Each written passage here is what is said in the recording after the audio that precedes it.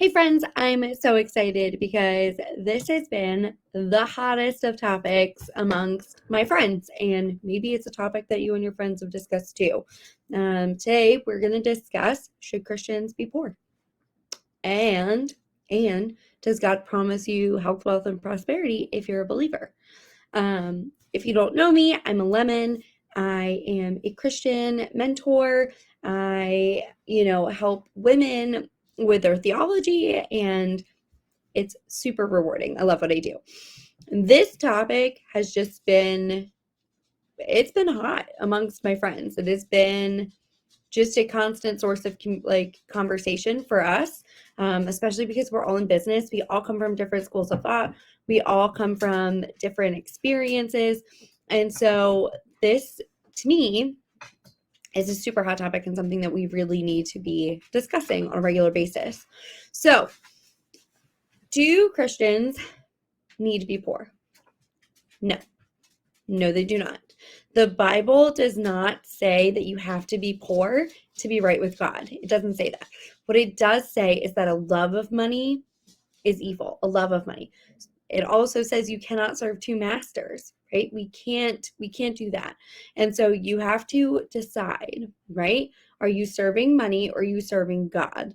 And when you make that decision, right? When you plant your feet firmly in one camp or the other, that's your master. Okay. So your master is either going to be God or your master is going to be money. And it can't be both. Okay. Because God will provide. God will provide what you need. God, even if it doesn't make sense to you, God will provide. And there are tons of verses, and I'm going to list them in the description, that talk about how God creates the rich and the poor, right? He's the creator of both.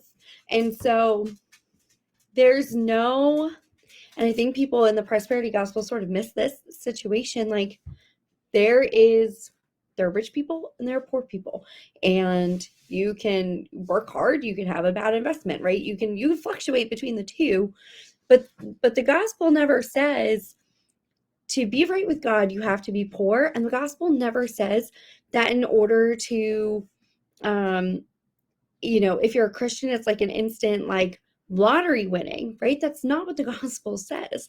The gospel says that God will provide. Okay. The gospel says you can't serve two masters.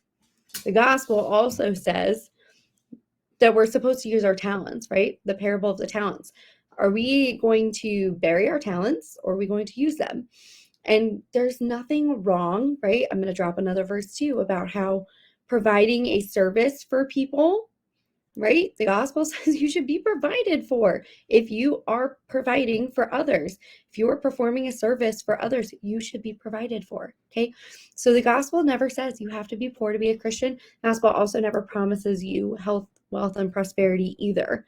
Okay. It is up to you to do with what the talents you've been given to, and to steward your money well. And so that's really the big thing.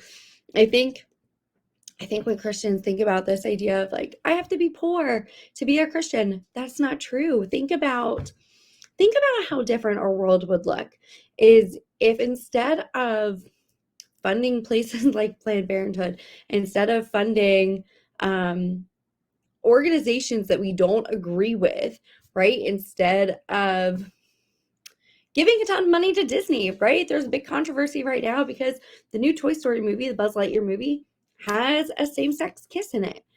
And so every Christian I know is not going to be spending their money with that organization and looking for other resources. Okay.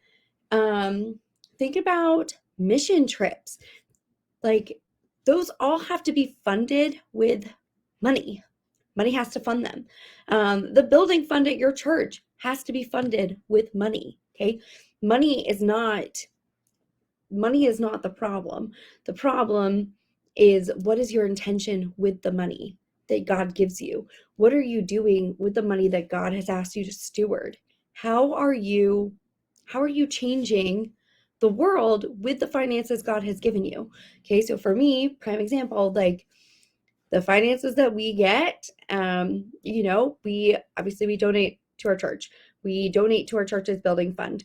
We donate to a Christian crisis pregnancy center that helps women in crisis pregnancy situations choose life. And they walk with these women through life. Okay. And so money funds that. Money is the reason that they can provide free ultrasounds. Money is the reason they have counselors there. Money is the reason that they have the things they need to help a woman choose life over abortion. So, what you do with your money says more about your heart than what is actually in your checking account. Okay. So there's nothing that says to be a Christian, I have to be poor, or to be a Christian, I'm automatically wealthy. It is what is your intention behind it. Okay. What are you doing with the finances God has given you? What are you doing? Of course, the dogs are going to bark. That's how it goes. Right? But what are you doing with what God has provided you with? And so I want you to seriously ask yourself that. I'm going to keep this live really short, but what are you doing with the finances God has given you? And what would the world look like if you had more money to give?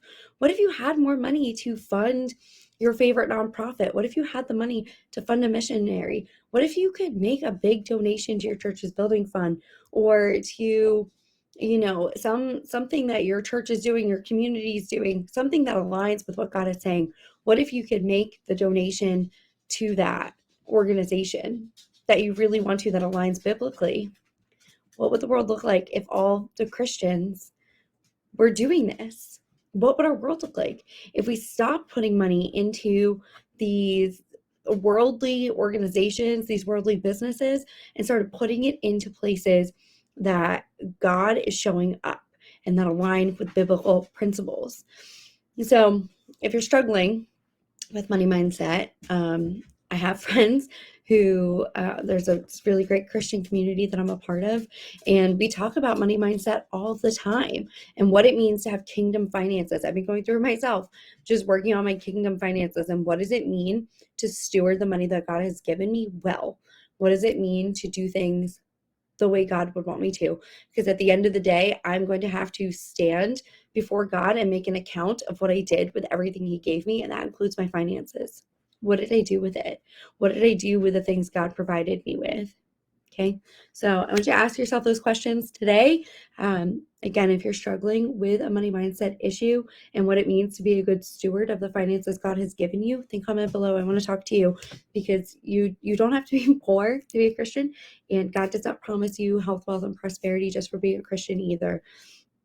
But he does want you to do something with the money He's given you. He does want you to steward what He has given you.